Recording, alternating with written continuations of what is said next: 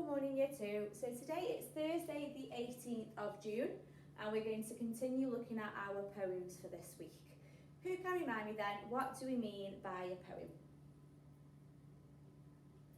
Okay, so a poem is a piece of writing where we can share our feelings or ideas, and we often use rhyme or rhythm to help us do this, a little bit like a song. Who can tell me what poem have we been looking at this week? There's a really big clue on the board again. We've been looking at the Soundkeeper poem. What is the Soundkeeper poem all about? Okay, it's been about a young person who's looked through a photo album, and when they've looked at the pictures, it's reminded them of sounds which have created memories from their holiday. The sounds of the seagulls, the sounds of slurping ice cream, the sounds of fizzing Coca-Cola.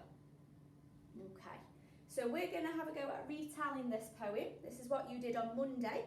So in a minute you might want to pause the video and retell the poem to a member of your family using your actions or pictures to help you. If not, you can join in with Miss Burrows retelling the poem together. The Soundkeeper.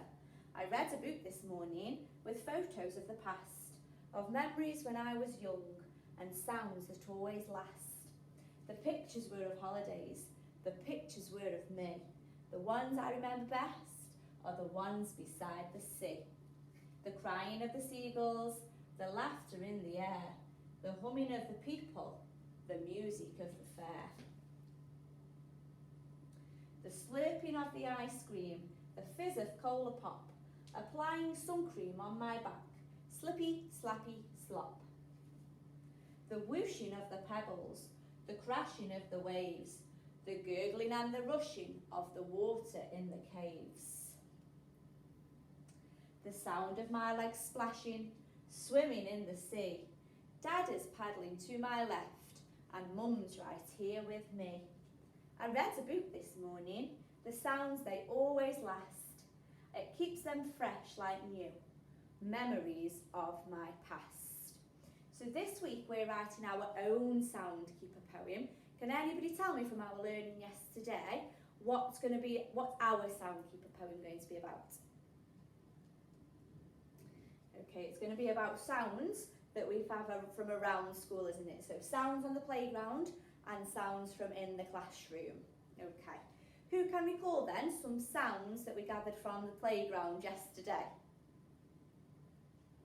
Okay, we had the bouncing of the ball, didn't we? Clapping of the hands, cheering of the children. Who can remember some sounds that we collected from the classroom yesterday? We had the banging of the door, the scribbling of the pencils, the chatting of the children. Okay, let's have a look then what our learning is going to be today. Today, to begin to create our Soundkeeper poem even further, we're going to gather some rhyming words. Does anybody know what we mean by rhyming words? Okay, rhyming words are words with the same sounds at the end. So dog and log. Do they rhyme? They do rhyme. How do we know that dog and log rhyme? They've got the same sounds at the end. Og. What about the next two words? Break and cake. Do those words rhyme? They do rhyme. How do we know that those words rhyme? Again, they've got the same sounds at the end. Ache, ache. They've both got the ache sound. They don't have to have the sound made by the same letters. Rhyming words just have to have the same sound. Okay. Let's have a look back at the Soundkeeper poem and see if we can spot a few more rhyming words that were used in the poem. I'll give you a chance to look at your poem at home. Okay, so I hope that you spotted pass, and that rhymed with last. You might have also spotted me and that rhymed with sea. You might have also spotted air, and that rhymed with bear. You might have spotted pop, and that rhymes with slop. You might have spotted waves, and that rhymed with caves. You might have spotted sea, and that rhymed with me. And we might have spotted last, and that rhymed with past. So, the Soundkeeper poem had lots of rhyming words in, so we're going to create our own rhyming words today to put into our own Soundkeeper poem. Let's have a look then at your worksheet. So Miss Burrows has given you some words, and I want you to find the rhyming words. So I've given you some ideas of words that could rhyme, but you can think of your own rhyming words if you want to. So, door. Can anybody spot a rhyming word that rhymes with door? It's got the same sound. Door. Ben. Feet. Toy. Floor. Door. Floor. Have they got the same sounds at the ends?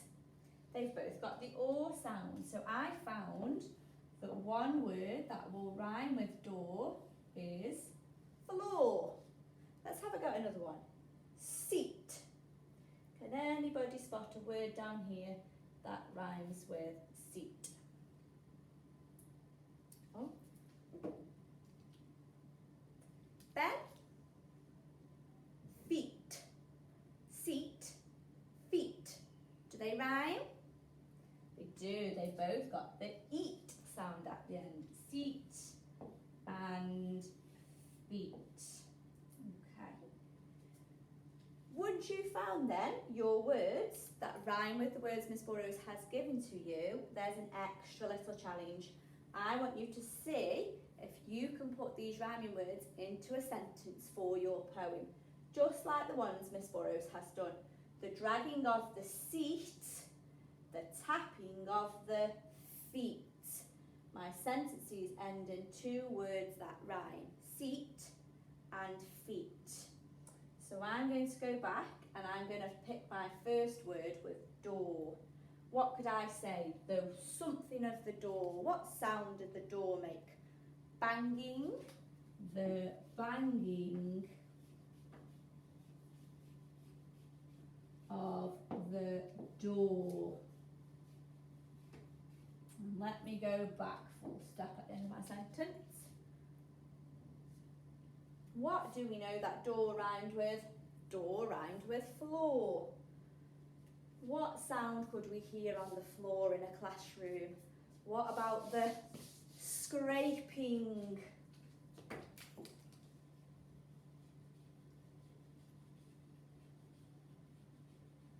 Of the floor. As Miss Burrows managed to write two sentences that she could use in her poem that rhyme. The banging of the door, the scraping of the floor. She has, because both of the end words rhyme. They've both got the same sounds at the end. Let's see if today you can collect your own rhyming words for the words Miss Burrows has given you, and then as a challenge, pop them into some sentences for your poem.